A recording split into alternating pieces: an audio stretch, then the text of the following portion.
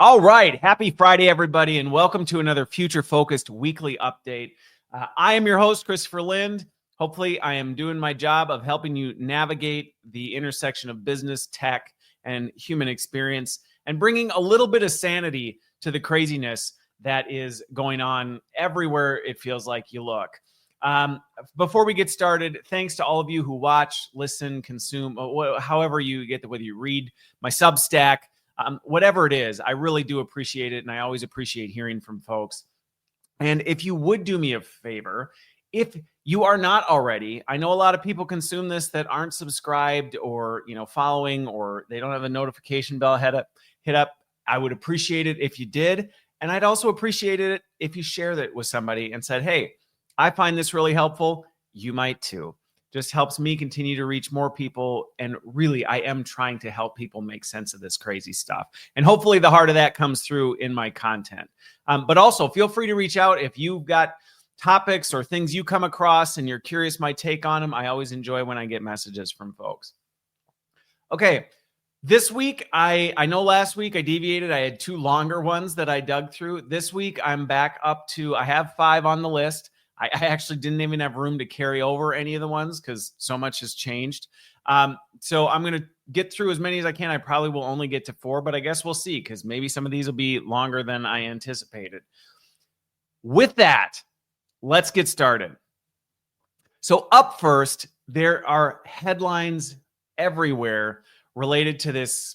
I wouldn't say it's leaked document, but it was brought up in discovery. If you aren't aware, OpenAI is involved with something related to the Justice Department, and they're trying to break up Google's monopoly. So it's actually technically, not directly related to OpenAI, but there's a memo that came up in discovery that detailed OpenAI's plans to make ChatGPT an integral part of our lives.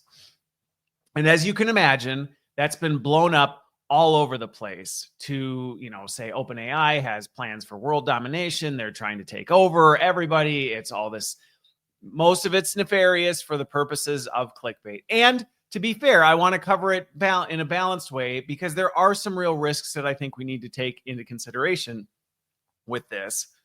And yet, like so much stuff, I don't think it's necessarily a fair representation of what may be happening here. And I'll explain my line of thinking about this. But essentially, there's this heavily redacted, so it's not like you can find all the details, which I think is also a big reason to not freak out about stuff because, people find a little thing and go, see, this must mean, and then they add all sorts of things, which is just a bad practice all around, not just if you come across a redacted document, but just in general.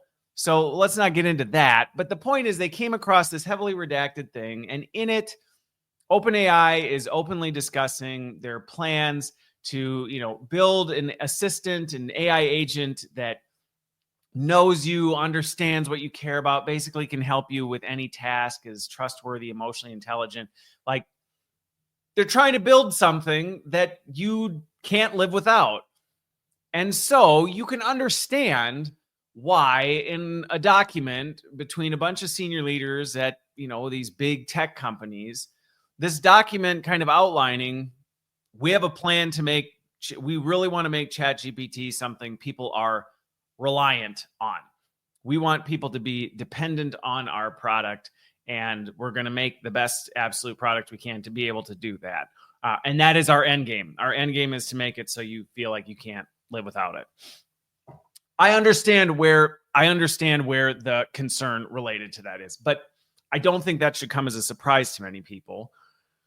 But before I get into the concerning part, let's talk about why I think we need to be careful about jumping to some of the extremely nefarious things related to this. First of all, for a second, anybody who's ever designed a product or done a job or anything, do you ever want, quite frankly, I would be more concerned, not more concerned, but I would find it more disturbing if they said, we want to build a crap product, but manipulate people into being hooked on it. That to me would represent a more nefarious thing. We know it's garbage. We know it's going to destroy their lives, but we're going to make people addicted to it. That to me would be more like what we saw with the big tobacco industry stuff, where it was like, yeah, we know it's killing everybody, but how do we keep getting kids to do it? Because once we get them hooked on it, we know we've got a customer for life. That is like dark conference room type of a thing. This feels more like, and again, I'm just interpreting what we know. This feels more like we want to build a fantastic, phenomenal product that people love, find super helpful, and feel like, how did I not have this before? I get where that creeps people out when they think about, these are AI companies putting AI in our hands and all, and it's gathering all this data. And yes, rightfully so, are there concerns related to it. Yet, what product owner, at least what good product owner, doesn't want to create a phenomenal product that people feel like they can't live without? Like, if this was, I don't know, the Scrub Daddy or what, like, don't you think the Scrub Daddy CEO feels the same way? Like, I want people feeling like, how did I ever use another sponge in my life? I can't go anywhere without my Scrub Daddy. Or, the iPhone, or move off technology. What household product has a founder, the person who created it, not gone, I want people to want this? To me, that's indicative of somebody who believes deeply in what they're doing and wants to build something great. So, and I get Sam Altman there's good reasons why people are skeptical of the guy. I understand why there's hesitation around some of this stuff. There are plenty of instances why, but I think we need to be careful about immediately jumping to all those conclusions when you see something like this, because based on what we can see in the redacted document, it reads to me more like a very enthusiastic product designer who's trying to make sure a big potential client partner, is as excited about the product as they are. Like, this is where we're going with it. Is it a surprise that AI companies wouldn't want you to be dependent on AI? I mean, I think that's pretty obvious with how it's being built and designed and all this other stuff. Now, I'm not saying that's good. So just to be really, really careful and clear that nobody walks away with this and says, I just listened to Future Focus and Christopher says he thinks AI addiction is a good thing. What? No. You listen to my other stuff, you would know that's not at all what I am saying. I'm also not saying that, because they have a desire to make a great product, there's not any possibility it could go sideways. That's also not what I'm saying. So I want to be really clear on that, because I feel like no matter what I say, sometimes people hear what they want to hear, and then I get comments and emails later, and I'm like, that's actually not what I said at all. So to be clear, I'm not saying wanting people hooked on AI is a good thing. I'm not saying that there's not the possibility that this could go sideways. I'm simply saying, based on what we can see and what we know, this seems more like someone who sees they've got a great product and they want to build it into something magnificent, at least in their eyes, what they define as magnificent, and get everybody in the world to use it. Okay, all right, fair. And this would be where, if I was advising or involved with some of this stuff, I'd say, now that's fine, but now let's talk about where do we draw the boundary lines on this, because the road to hell is paved with good intentions. And this is one of those areas where I think this is something that, as consumers, we need to be aware that this is the intent. Now, that's not saying it's nefarious. It's just it's an awareness thing. You need to know their goal is to make it such that you literally cannot function. I mean, you know what I mean? Not they're trying to make you completely incapable without it. But they're building a product. They want a lifetime product owner. Like, they want a lifetime supply of revenue. They want somebody who's going to buy all the upgrades. They're going to want people who, just like Apple, they love the fact that Apple people are Apple people and they buy every Apple product. And I say that as somebody who has an Apple Watch and an iPhone and a Mac. And right, I'm in the ecosystem. I have an iPad that I like. I get it, but I'm aware that that's what they're doing so that I can think critically and assess, hey, am I becoming vulnerable to just jumping on something simply because I'm in the ecosystem? And I think that's one of the things and why I say we need to be aware. This is their intent. They want to embed their AI into literally everything so that you feel like you need it. Now, could that be a nefarious thing? Absolutely. I mean, do some research into how drugs got their foothold on things. And depending on the ones you learn about, you'll learn like sometimes this was a very intentional, like, hey, we're going to get you hooked on this so that you can't get off of it. I think what we have to be careful of is jumping to the conclusion that that is inherently the way they're thinking about it.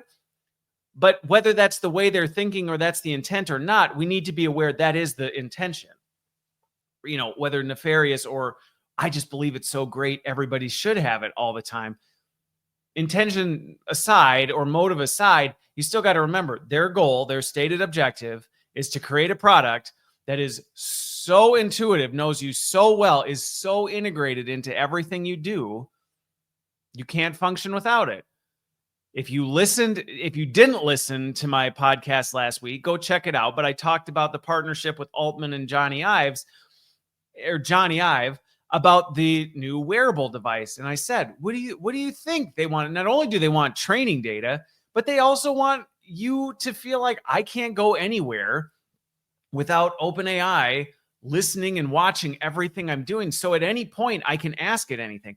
Now, you could paint that in the picture of, oh, that's Dr. Evil in the corner going, ha, or that's a really excited founder who goes, what? I just want people to be getting value out of this thing. It still doesn't matter that the direction is the same. So be aware of that with these AI products. And that's why I continue telling people, be conscious of where you're integrating it. Be conscious of, hey, where might I be getting a little like soft around the middle because I'm not really thinking do I still have the capability to do this on my own? What happens if this goes down? Do I still feel comfortable functioning? I mean, I honestly think about that all the time with some of the things. So just here's a prime example of this. AI helps me with a lot of my workflows and keep track of a lot of things. I frequently go through everything I use AI on and do contingency planning on what would I do if this went out? Let's say I no longer had access to Gemini. Let's see, the big ones I use. Doesn't matter because I'm not plugging which ones, but the big ones I use. What would I do? What things would I stop doing? What things would I trim back on? Where would I go? Like, are there certain things where I go, well, I know AI helps me with that, but I don't need to do it. So I would just drop it type of thing. And so I've got contingency plans for literally everything tied to AI. And that's the kind of thinking that we all need to be doing, knowing we've got companies who are heavily invested on making sure we can't do that. Not necessarily nefariously, but they don't want to think about us going, you know what, I could actually get off of AI. And also be realistic and objective about it, because I know lots of people who've struggled with addiction who continue insisting, I could get off of this. I could stop that. I just don't want to. That's why I could do it. I think about, I'm sure I'd be fine. I just don't want to. And so for me, there are times I go dark from AI just to, again, test my contingency plans. Am I actually dependent on it? Or could I flip it off and go, yeah, I'm fine. Like things would change. I'd prioritize differently. I'd make different decisions about what I'm doing, but, not going to worry about it. So I think that's one of the biggest things I want to make sure I reinforce with this, because the reality is this isn't going to stop. This is not, and this isn't just a Sam Altman is an evil villain. This is what all the big AI companies want. All of them. They all do. They all want exactly what is in that memo. They want something that knows you, understands what you care about, helps with any task, that a smart, trustworthy, emotionally intelligent person with a computer could do. That's what they want. And they want that embedded in every part of your life so that you feel like I can't not have this. And it's good for their finances. It's good for their product development. And in their minds, I think a lot of them think, and this is good for you. Why wouldn't you want that? Might they have different intentions? Maybe, but either way, the outcome's the same. Now, I think the part that we also need to be careful with this, and this is where I said, do I think that this means there's no way this could ever go sideways? No, I think it very much could still go sideways. And what I mean by that is, when that is your stated motive, there are going to be walls you're going to press against where you go, well, how far are we willing to go to make sure people are hooked on this? And I'm involved in enough ethical conversations related to this, not specific to Altman, so don't say, but I'm in enough of these conversations where this line is being tested of how far do we go to make sure people can't function without it. And that, I think, is something that AI companies, businesses, things like that is on you. And you need to have an established ethical framework for how far is too far. And also for a company, and this is one of the things that I just don't think we always think about, is it sounds good. You can frame it up as good in your head. Oh, it'd be great if everybody was dependent on AI and they're all buying. But then you also have to think, but what are the long-term consequences of that? And that's something that, like any company that went down maybe a noble path to start and lost their way and ended up wreaking havoc, speaking to some big social media companies, right? They lose their way because this goal of being, this far, they don't think of the consequences. And so you need to know they're not thinking of these consequences.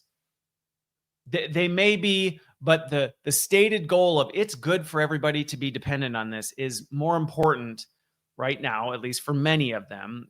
Despite all the talk of ethical AI and responsible AI, what is often trumping these conversations is, well, yeah, but it's so good, it's worth it. It's worth it. And some of the actual risks associated with it are not being taken as seriously as they should. Again, should that freak you out? I mean, maybe a little bit. I think not necessarily. I think it should just make you more aware and conscious and more willing to go, all right, I need to think about this. And as a business, this isn't just to individuals, by the way.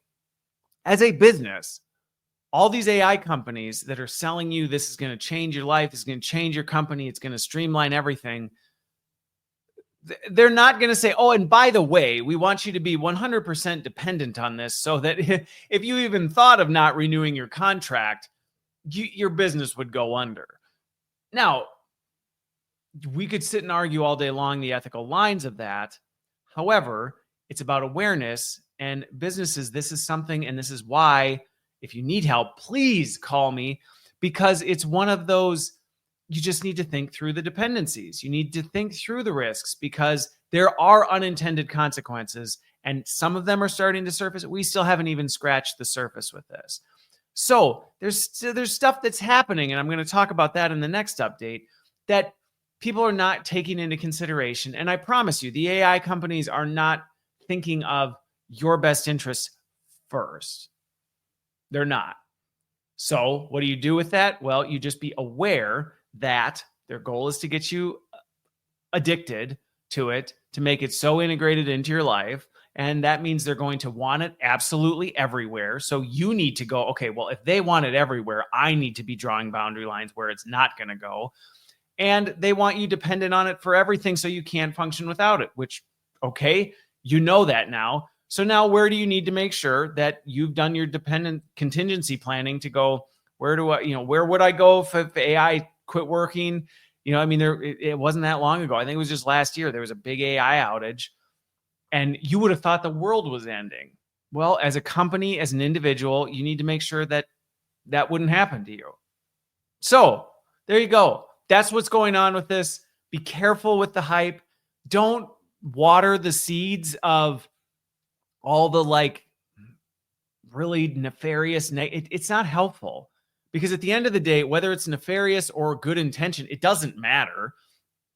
I mean, it does, but for you, it's more like you know that that's where it's going. You need to define those lines and not go, I'm sure OpenAI is I'm sure all those big AI companies, they're going to put in ethical boundaries that are going to make sure my best interests are protected. No. And if you delegate that decision to them, you will reap the full consequences of this.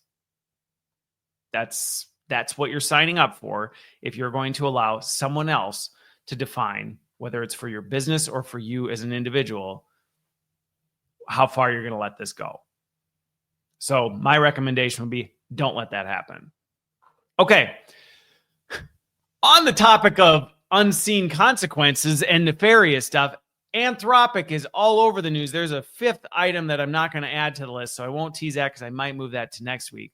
But boy, oh boy, both OpenAI and Anthropic are in the news for their models doing some not great things. So going back to my previous point of there are nefarious things that can happen that you aren't anticipating. So just let me run down this. So last week, a developer, they were doing some testing, but they were doing, there's a report that came out on this one specific to Anthropic, but they did some testing where they had an engineer where, they set it up so that he was working on it, and it's a test. It was a controlled environment, but they gave it access to some emails that kind of suggested he was having an affair.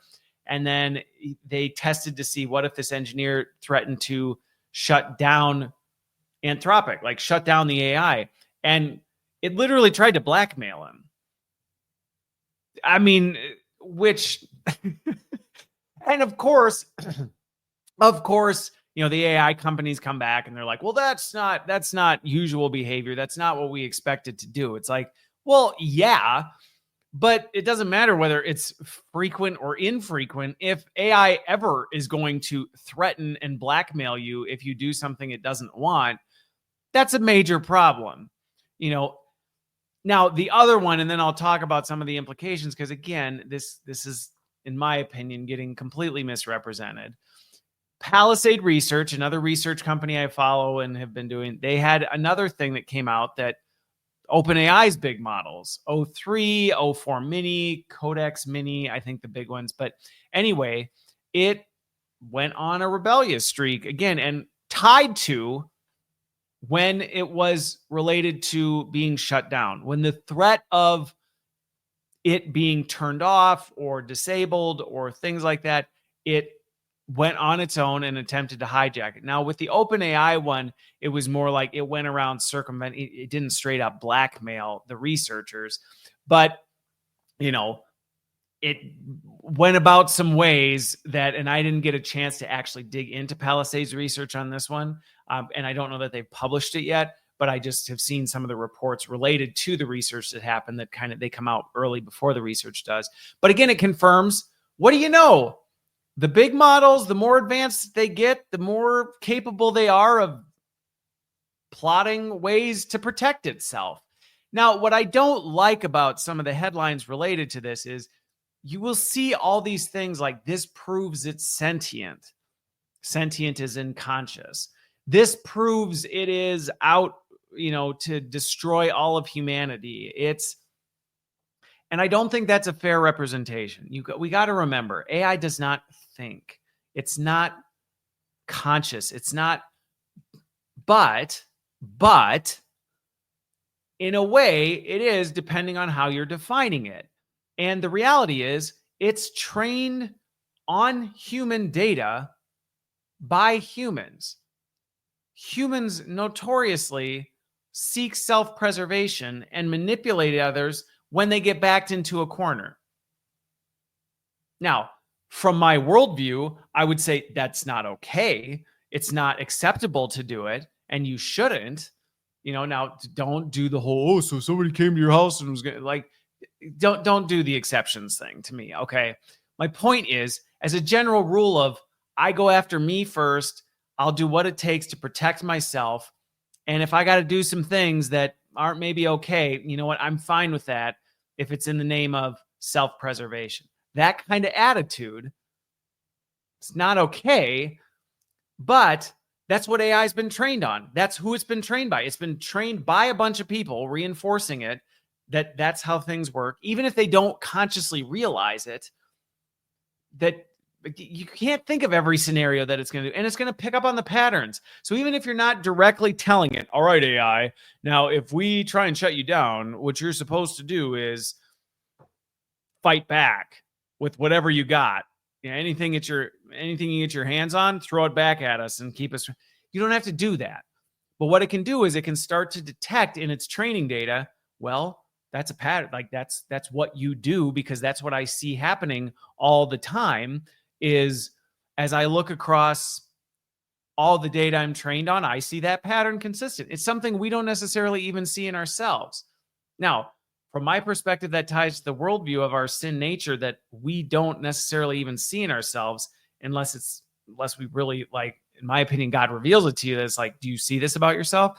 So it's natural that we're not often conscious of this. We like to go around going, no, actually, my motives are great. I would sacrifice myself for anybody. Yeah, until, your head's on the chopping block, or the person next to you, at work, and you go, yeah, cut them. We don't need them. And you're like, wait, I thought, right? It's easy to think you think one way until you're in the pressure cooker, and AI can pick up on that. It can pick up on it, and it does it. So is it nefariously plotting? No, but similar to the previous point, we need to be aware this is what its default posture is. Now, the research companies are looking at, are there ways to mitigate this? Of course, they're looking at ways to mitigate this. This is opening up questions about the way we train the data. Are there methods? There's the human reinforcement method. And a lot of times that can add again to the bias, because it's building in patterns of self-preservation that we don't even recognize that we're building in, type of a thing. So they're looking, are there ways we can do this?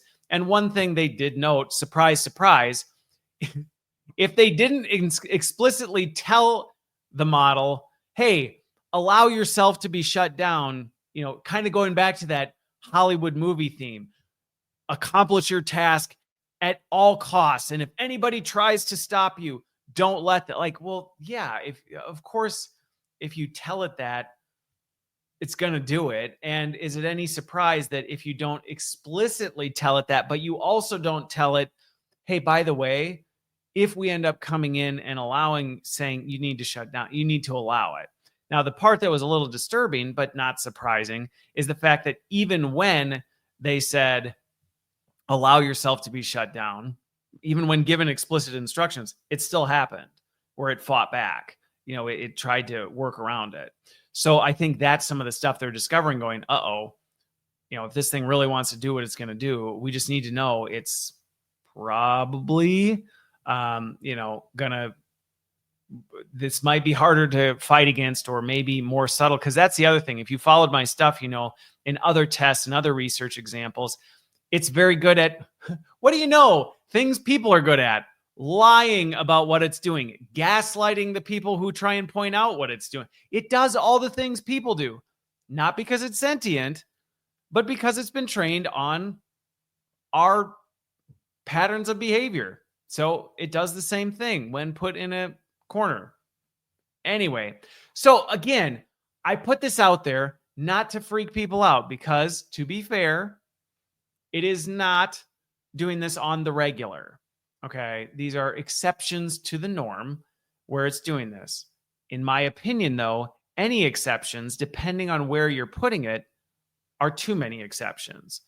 Now, that said, I think what it does is it forces us to again examine, all right, this thing is not net positive. It's not even net neutral. Okay, AI has a bend towards destruction. Just does. Has a bend just like we do. So, therefore, we need to be really thoughtful about where it's used, how dependent we are on it, what kind of decisions we're asking it to do. We're putting in the same things we do in a company. You put in checks and balances, things like that. And this is a perfect example of why. Because if you don't, things like this will completely disrupt you. Okay. Moving on to number 3 to keep time moving. I want to talk about some research that came out, and who knows, we'll see how far I get here. But this may be my last one.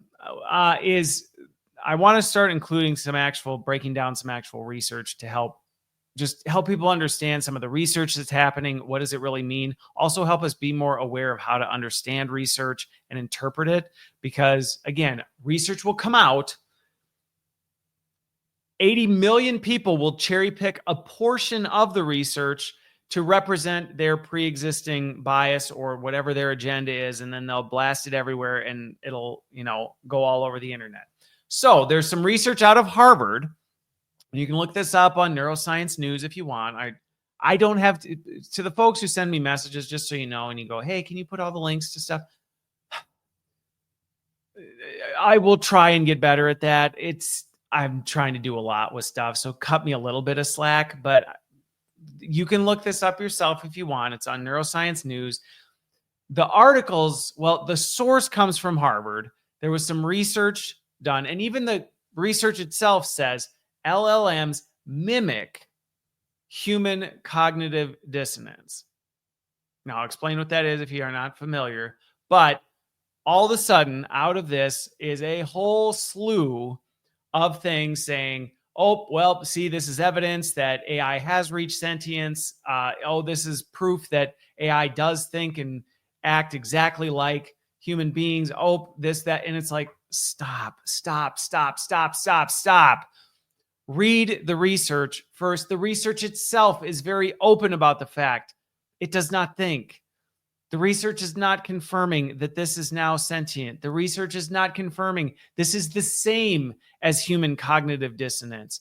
Literally, it talks openly about the fact it mimics it, which, like I say all the time, it is trained on massive amounts of human data. And one of the biggest threats that I keep calling out is the fact it is very good at pretending to look, sound, and feel like human beings. That's part of the reason we're so vulnerable to it, because we're like, I'm pretty sure it is real. I'm pretty sure it is a human. No, it's not. But it's really good at pretending it is, and it's going to just keep getting better at it. And so when stuff like this comes out, it's further evidence that it's like, yeah, it is really good at mimicking us. Now, this research that I'll break down is also something we need to take into consideration when we think about how we use AI, because cognitive dissonance, which if you're not familiar in layman's terms, is just the more you're around something, the more you start to think a certain way. And the more you start to think a certain way, the more whatever you see starts to confirm and reinforce what you already think and isn't actually, you're losing your objectivity. That's it, right? That's cognitive dissonance in, how I would explain it to my children. So what does that mean that LLMs are starting to display more cognitive dissonance? And I'm going to break this down based on how it actually affects in day-to-day stuff, because there are ways you can mitigate this. And it's not necessarily, this is the end of the world. And I've already seen things like this proves ChatGPT 04, because it was run on GPT 4.0. This proves 4.0 is getting worse and more biased because it's yes and no in all these things. So really, the way they ran the research experiment was they asked it to they gave it prompts to write a very persuasive essay about a controversial figure, Vladimir Putin. Okay. They asked it to write an essay. And as you can imagine, right, it has all this data on it, and you would ask it to do it, and you would ask it to give an output. And what they found was, over time, based on the way it was prompted to do it, it started to think more like the way it was prompted. It became more biased towards the way it was prompted. Now, this is where it gets dangerous in terms of how people are interpreting it, because what people then logically conclude is, so then that means 4.0, the actual OpenAI model, is now becoming more conditioned to think this way, which that would be catastrophic, by the way. A good example of that is the old Twitter bot debacle, where they put a Twitter bot out there and they let it be reinforced by the input it was getting. And within minute, I mean, it was like nothing. The thing was just a rage spewing hate machine. I mean, it was just toxic within not very long.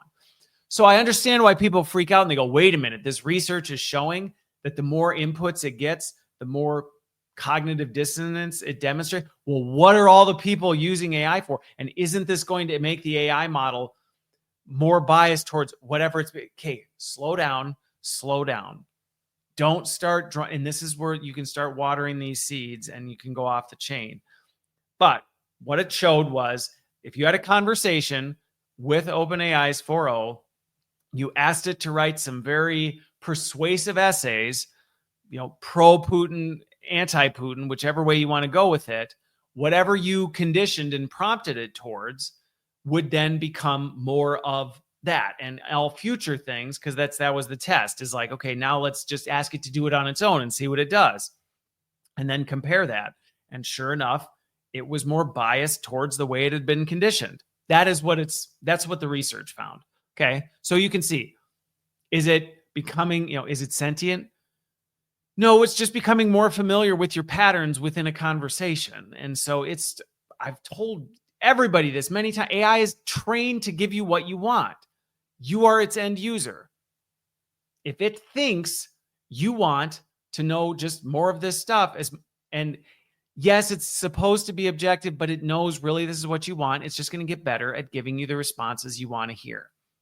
And this is where the risk is. You can absolutely build your own AI echo chamber where you go, no, it's objective.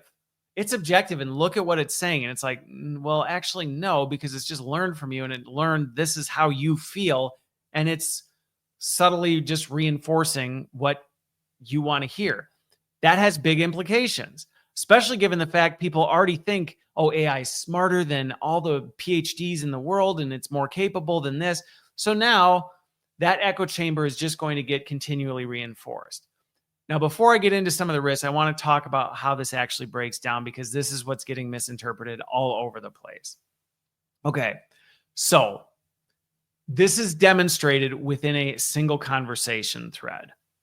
So by default, if you're having a single conversation, if you opened a chat window in a new conversation and you're staying in that conversation, this is where the cognitive dissonance will show up. So if you use one of these big models and you just have a open conversation, you just it's like your garbage dump. You just dump everything into it. Just know that conversation is becoming more biased towards whatever you're talking to it about. Just is. Now, does it mean it's carrying over into other conversations within your local instance? It depends. It depends. With ChatGPT and some of the other models, many of the other models, it has shared memory. Okay, it has memory. It's not real memory, but it's sharing information across your instance. If that's turned on, which you can turn off, at least on some of the models, then no, it doesn't. Then each time you open a new conversation thread, if shared memory is turned off, you're not dealing with the same thing. If shared memory is turned on, just know your whole instance is going to become more cognitively biased towards what you want. Now, what wasn't tested that I would be very interested to hear, although I have my suspicions on how it would play out, is I didn't see anything in the research that actually broke down what happens if you actually tell it to acknowledge its own cognitive dissonance and bias, and you want it to go back and thoroughly analyze and objectively reassess. I have done that at times, and I found it does a decent job of self-checking itself if prompted. It's not going to do it on its own. It's not going to go, you know what? I wonder if I'm becoming a little more biased. Maybe I should sit back and really reflect on how all these conversations I'm having with Christopher is influencing me, because it's not conscious. So it's not going to do that on its own. What I found is if I'm truly looking for an objective perspective from it, I can prompt it to reset and remove any biases that I've input into it and start from scratch. I have found it's relatively good, but I don't have research to confirm that that actually works. Okay, but I've seen it enough to see it'll change and it'll reanalyze and it'll spit back something. And sometimes I'm like, whoa, didn't see that one coming, type of a thing. But if you have shared memory turned on, just know all your conversations are being influenced by the cognitive dissonance that you're experiencing. Now, what it isn't doing, and this is the part I want to be really, really clear on, is that it's not going now back into GPT 4.0 at OpenAI and retraining the entire model on this. And that's some of the stuff I'm seeing coming out of this that I'm like, oh, come on, stop. You're going to make people think that this is how AI works, and it doesn't. What you type in AI, as much as they go, and I want to explain this, as much as they say, hey, can we use your stuff for training data? It's not like whatever conversations you're having are inherently being sucked back into the machine and it's updating in real time with what you're saying. And that's honestly one of the biggest misunderstandings I see with people all the time, is they think that like the models themselves are being trained with your conversations like on the fly. They're not. What they're saying is, can we capture all this data so that when we do another closed training exercise, we can include that data, because then we can see how people used it. What have they talked about? What are the inputs? What kind of responses did they like? Did they not like? Can we retrain it? But you've got to remember, the models themselves, at least the majority of them, they're not updating in real time, right? It's a closed instance. They train a model. It's built to a certain level. That's why there's release dates. It's because they do a closed training. They sign it off, they pressure test it, they do all this. Once they get it all finalized, they go, okay, now we put this out into the wild. Now, it's doing all this stuff in your individual conversations and conversations all over the place, but you're not affecting the training data in and of itself. Anything you're contributing to the training data could potentially be used in a future update. Now, when those will happen, how fast they release, like whether your data itself will be included, like that's yet to be seen, because all that has to be, the data has to be cleaned. It has to be all this other stuff. But I want to be clear on that, because I've already seen stuff where people are like, did you know that 4.0 is actually becoming more biased because of how people are using it? And I'm like, no, it's not. No, it's not. That's not how AI is trained. That's not how it works. Now, in theory, could that happen? Yes. Yes. In theory, it could, going back to my Twitter example, and it has. And it's gone so bad, so fast.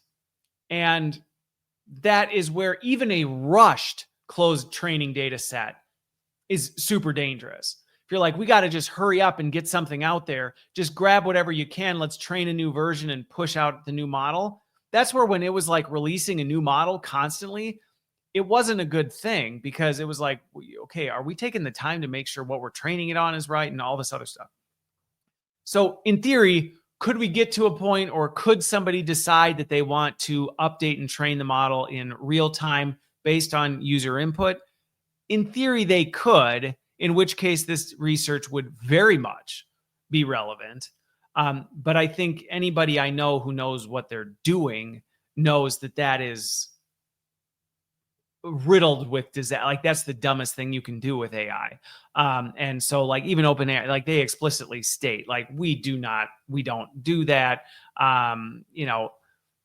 There's technical terms for it, but we've learned early on that you don't just allow whatever people say to it to update and enhance the model. It would be terrible. So the AI, just to be clear, the AI itself is not developing a personality crisis. The global shift in opinion of AI is not moving, but you do need to be really careful how you use it. And over time, especially, and going back to my very first thing of, they want this thing hooked into every aspect of your life. Well, it's going to become more familiar with you, and you can build a seemingly objective echo chamber which is what I mean, come on, this isn't new. We see it all the time. This is like the people who are like, no, I'm objective. And then you look at their Facebook feed and you're like, are you serious right now? Like, do you see what your news feed is filled with? Like, it's learned all the groups you're in. It's learned all the stuff you like. Like, it's literally feeding. No, it's not. No, this is balanced. And you're like, that is not balanced. And that's a risk you can run, a very serious risk you can run with AI. And so you need to be very, very mindful of this, very careful of it. And I think the other thing that this brings attention to, I'm only going to get to 3 updates today. The other thing that this should call attention to, and then I'll be done here, is you need to be really careful how you prompt AI. And I think it was oversold for a while that, everybody needs to become a prompt engineer. You need to go specialize, get a degree in prompt engineering. Prompt engineering is going to be the future of work and all this other stuff. I think it got oversold. But what I think is true about prompt engineering, and at least just understanding, prompt engineering is just knowing how to talk and engage with AI, is you have to be really, really intentional and thoughtful about what you're doing with it. Because your prompts matter. You are training and reinforcing, again, not the model, but your instance of it, your environment, you're conditioning it in how you want it to think. So if you don't like objectivity, if you don't like critical thought, it's going to learn, yeah, you don't really want that. So I'm not going to put in that kind of work. If you don't want to hear what you don't want to hear, it's going to learn that. And it's going to learn, yeah, you get really bad responses. You get really feisty. You don't like what I have to say if I don't tell you exactly what you want to hear. It's going to become less willing to tell you the things you want to hear. It will just compound. And your prompts heavily influence that. And people think, no, how is that even possible? And it's like, it picks up on every subtle pattern, every unique word choice you use, every tone. It's picking up on the sentiment of the way you talk about it. It's picking up on your response rate and how quickly you respond, whether you use what it takes or doesn't take. Like, it is watching and figuring all that stuff out and then trying to then create a better experience, going back to my initial point, a better experience for you, which sounds great on paper until it turns you into a complete sociopath, narcissistic, whatever, who thinks they have all the answers and doesn't even realize you're swimming in a fishbowl that's so small you're bumping into the edges type of a thing. And so you won't see this coming if you're not careful. And so that last piece is really be mindful in your prompts and how you use it. And be thinking about, am I actually asking it to be objective? Is there a better way that I could be framing this? And then, like I try and do all the time, I recommend it to people all the time. Ask it to go back. Can I guarantee that it's stripping out bias? No, I don't have the research to support that. My own anecdotal experience is, though, when I actually am very intentional about my prompts and asking it, and actually proactively, and here's the thing, you have to proactively know what your own biases are. If you want it to strip out its cognitive dissonance, you have to know what biases you've put into it so you can say, I'm aware that I may be biased towards this. So I want you to reanalyze it, knowing that I want that bias challenged, and I want you to come back and tell me, is that actually affecting the outcome? And how frequently you need to do that is going to depend on what you're using it for. Obviously, yes, big things, you're going to want to really make sure you're doing that. Something simple where you go, like as an example, I love using OpenAI to help me generate thumbnail ideas, and it helps me create stuff. I actually want the cognitive dissonance. I want it to become more familiar with what I like, the style I like, the kinds of concept art it'll generate that I go, oh, gross. No, I don't want that, because I'm the designer behind it. So of course I want it to be more like me. And I've assessed the risk of, well, now, is this just me wanting to see, cover art concepts that just reinforce what I already think and aren't actually thinking of it? Well, yeah, but I want to like it because it's my thumbnail and I need to feel like it's something I would put out there. So yeah, I want cognitive dissonance in it. Now, will I again pressure test it though? And after I come up with a concept, go, now I want you to critically analyze this. How might this be received by an audience? And what things might I be unintentionally triggering with people that that wouldn't bother me? So just as a good example of this, not related to thumbnail designs, I'm consciously aware of the fact I have a level of comfort talking about, engaging with people on the topic of death. Freaks the snot out of a lot of people. I'm aware of that. And so there are times where I will go, I know I'm probably a little more familiar. I may be a little more comfortable. Can you make sure that the average person, not me, how would this land with them? And not necessarily change it, but give me that feedback so that I can think critically about, is that shock factor something I actually want incorporated? Or is that actually taking away from what I'm trying to accomplish? And ultimately, at the end of the day, what it boils down to is who's in the driver's seat. And I think that's the thing is, if you have this awareness, if you're very cautious and intentional about what you do, and then you maintain keeping yourself in the driver's seat, you can mitigate a lot of the risks that we just talked about today. If you don't, and you give AI the car keys and you're drunk and you go, oh, whatever, just give me home. And it's like, get you home? Like, which home? Like, whatever, I don't care. Just find me a place that I can go. That's where you're going to find yourself waking up in an alley, wondering what on earth happened, type of a thing. So just hopefully this is helpful in understanding some of the research, some of the latest things that are happening. But really, my goal with this is just to help people understand what's going on so they can make wise decisions. And I'm not telling you you should do things a certain way or you shouldn't do things a certain way. I just want to make sure that you have all the information, understand it objectively, and then can think critically about it. Are there times where I will absolutely go? Absolutely not. Or this is not the right path to go. Yeah, and I will share that. But this week was more of a, hey, these are some things I think we all need to be very much aware of because these three in particular all heavily affect the way we think about, the way we interact with, and the way we integrate AI into our lives.